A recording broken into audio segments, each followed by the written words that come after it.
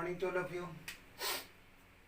आज हम लोग देखेंगे C9 पेपर आपका हो जाता है अधिगम के लिए आकलन। यूनिट की बात करें तो ये यूनिट 4 से हो जाता है। यूनिट 4 के अंतर्गत हम लोग देख रहे हैं व्यक्तिगत मनोवैज्ञानिक आकलन। इसके अंतर्गत हम लोग आज देखेंगे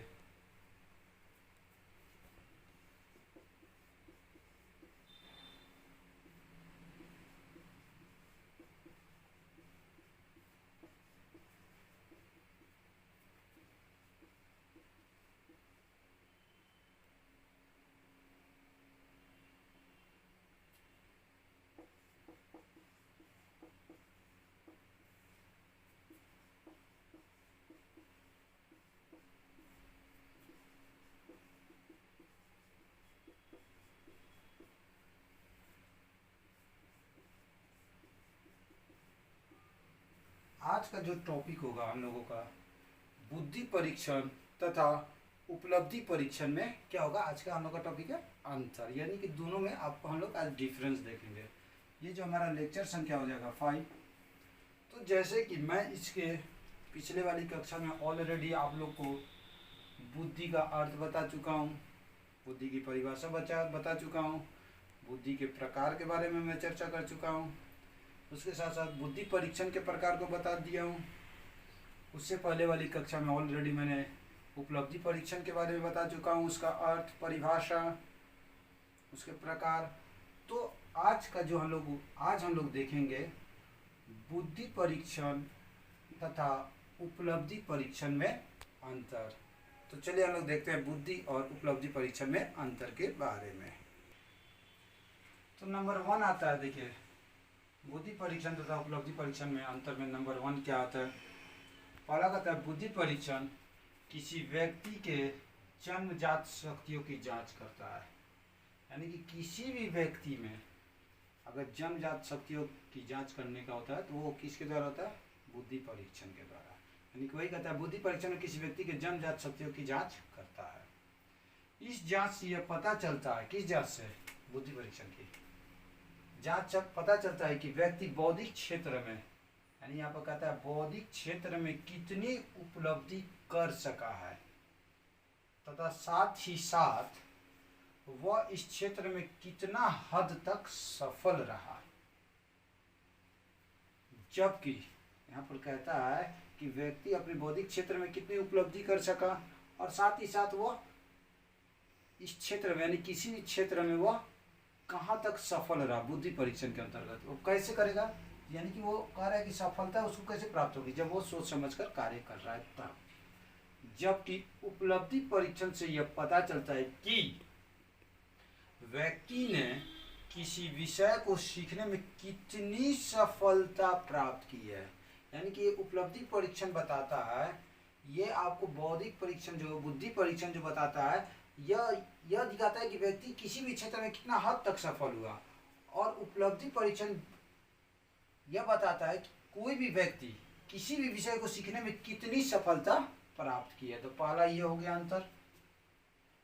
सेकेंड में क्या कहता है, बुद्धि परीक्षण प्रारंभ होने से पहले किया जाता है। यानी कि कोई भी कार्य को प्रारंभ करने से पहले होता है बुद्धि परीक्षण। जबकि उपलब्धि परीक्षण निश्चित अवधि के समाप्ति के बाद, यहाँ उपलब्धि परीक्षण क्या हो जाता है, जब किसी कार्य को करे तो उसकी समाप्ति होने के बाद, निश्चित अवधि के समाप्ति होने के बाद किया जाता है। नेक्स्ट क्या कहता है, बुद्धि परीक्षण से हम बालक के सही परीक्षण पाने में सहयोग पहुंचा सकते हैं। यानी कि बुद्धि परीक्षण से बालक के सही परीक्षण पाने में सहयोग पहुंचा सकते हैं। 100% नहीं कह रहा है यहाँ पर, कहता है मतलब कि लेकर चले कि पहुंचा सकते हैं। जबकि उपलब्धि परीक्षण हमें यह मानने में सहायता करता है क्या, कि बालक इस परीक्षण में कहाँ तक प्रगति कर चुका है। यानी कि ये यहाँ पर कहता है कि बुद्धि परीक्षण से बालक के सही परीक्षण पाने में सहयोग पहुंचा सकता है। तो ये कहता है, तो उपलब्धि परीक्षण क्या कहता है कि बालक जो है परीक्षण में कहाँ तक प्रगति कर चुका है। ये आपका 2 अंतर हो गई। नेक्स्ट आपका क्या कहता है, बुद्धि परीक्षण संभावनाएं व्यक्त करती है। जैसे हमने यहाँ पे बताया ना, पहुंचा सकते हैं, यानी कि 100% श्योर नहीं करता है। बुद्धि परीक्षण संभावना व्यक्त करता है। अब संभावना कैसे व्यक्त करेगा? मान लीजिए कि कोई जरूरी ये नहीं है कि अगर कोई व्यक्ति को अगर हम फर्स्ट टाइम मिल रहे, अगर उसके साथ मेरा व्यवहार खराब हो जाए तो वो कोई जरूरी नहीं कि वो खराब व्यक्ति हो सकता है। हो सकता है कि वो किसी कारण से अभी खराब व्यवहार कर रहा है। तो यहाँ पर हम लोग क्या कर सकते हैं? वही कहता है कि बुद्धि परीक्षण संभावना व्यक्त करता है। उपलब्धि परीक्षण प्रगति की वास्तविकता की स्थिति को व्यक्त करता है। और उपलब्धि परीक्षण जो हो गया प्रगति, यानी कि व्यक्ति कहाँ तक आगे बढ़ा, उसकी वास्तविकता को क्या करता है? व्यक्त करता है। नेक्स्ट आता है, बुद्धि परीक्षण में प्रसाधन बहुत सीमित होते हैं, यानी जो प्रसाधन की जो मात्रा होती है सीमित मात्रा में होती है, जबकि उपलब्धि परीक्षण में हम कई साधनों का प्रयोग कर सकते हैं। कहाँ पर? तो किस लिए? जांच के लिए। वही कहता है कि इसमें जो होता है बुद्धि परीक्षण में, अगर किसी भी चीज की जांच के लिए जो प्रसाधन जो होती है सीमित मात्रा में होती है, तो उपलब्धि परीक्षण में साधनों का प्रयोग बहुत ज़्यादा से ज़्यादा हम कर सकते हैं या करते हैं। नेक्स्ट हम लोग देखते हैं। नेक्स्ट कहता है, बुद्धि परीक्षण द्वारा हम केवल छात्रों की बुद्धि का परीक्षण लेते हैं। यानी कि ये बुद्धि परीक्षण जो यहाँ कहता है, बुद्धि परीक्षण, इसके द्वारा हम छात्रों के केवल बुद्धि का परीक्षण लेते हैं। यानी कि छात्र कितना कुछ जाना समझा या क्या जानने का प्रयत्न करता है, जबकि उपलब्धि परीक्षण द्वारा हम इस बात की जानकारी प्राप्त करते हैं कि, कौन सी बात का? कि विद्यार्थी अपनी बुद्धि की सहायता से किस विषय में किस सीमा तक ज्ञान प्राप्त किया है। देखिए यहाँ पर कह रहा है बुद्धि परीक्षण द्वारा हम केवल छात्रों की बुद्धि का परीक्षा लेते हैं। यानी कि छात्रों की बुद्धि की परीक्षा कैसे ले सकते हैं? कि छात्र कितना कुछ जाना, पहचाना, क्या जाना, एक शिक्षक के द्वारा बताया गया, पढ़ाए गए विषय में छात्र कितना कुछ जाना, कितना कुछ समझा और कितना कुछ अपने अंतर्गत उसको बता सकता है। समझेगा तब तो वो बताएगा।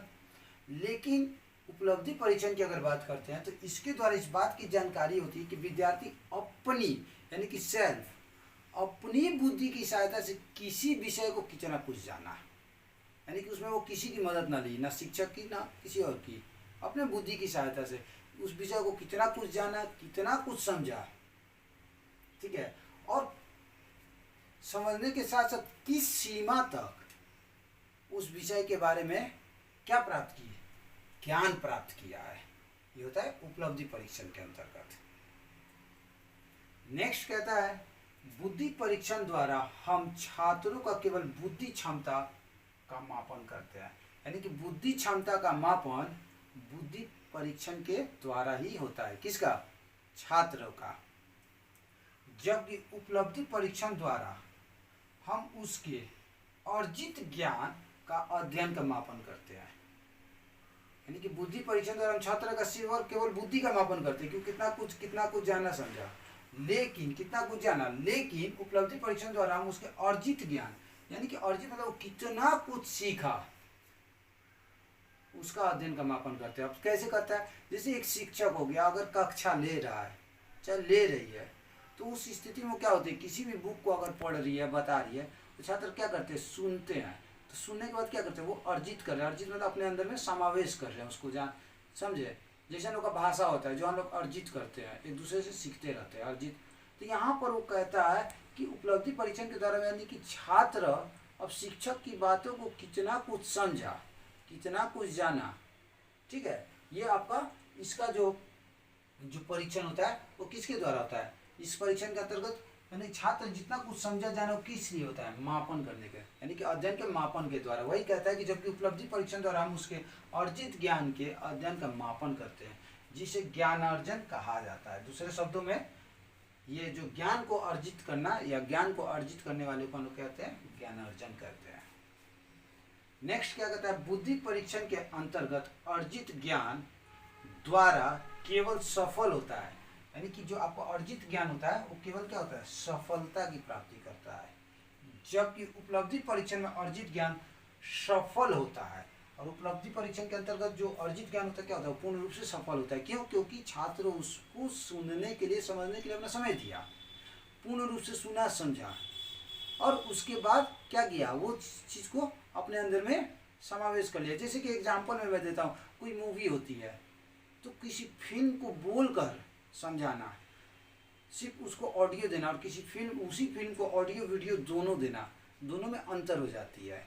अब बोल रहे हैं, अगर नॉर्मल वे में अगर सिर्फ बोल रहे हैं तो छात्र क्या करते हैं, उस चीज़ को उतना नहीं ले पाते हैं। लेकिन अगर उनको उसी फिल्म को थिएटर में ले जाकर बैठा कर दिखाया जाए, या आपको क्या कहता है, घर में देखते हैं, तो क्या होता है, छात्र उस चीज़ को ज़्यादा सीखते हैं। जैसे आज के दौर में स्मार्ट क्लास हो जाती है, शिक्षक बोलते हैं तो छात्र उतनी वैल्यूशन नहीं देती है उनकी बातों को।